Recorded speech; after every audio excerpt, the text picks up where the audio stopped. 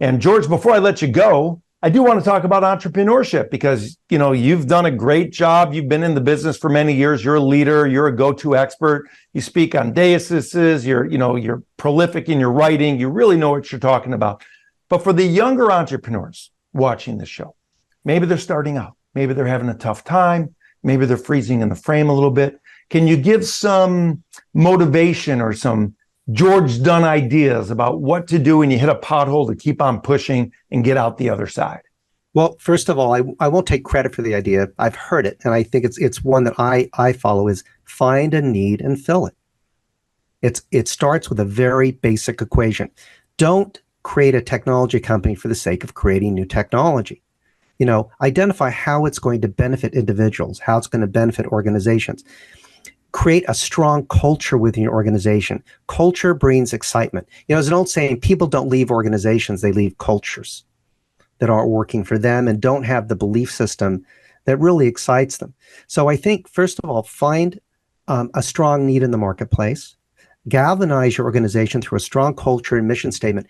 If you've supercharged your employees and they're excited about coming to work, and they know they're creating benefit, they're going to work harder, and your customers are going to get excited because they really see the benefit of what you're doing. So don't just do it to do it. Do it to create excellence.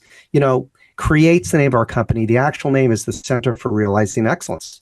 And that's really the magic, I think, for all organizations, whether they're brand new and starting out or a mature organization. Get back to the eye of the tiger, if you will. I love it. The eye of the tiger. Fight, and just make things happen. But a lot of it, it gets back to effective training. I know that because, as you know, Andy, I'm a former world champion wrestler. I was on 5 world masters teams for the United States. And, planning, training, creating a goal, working hard at it is how we create excellence. And that's how we win in life and how we win in business.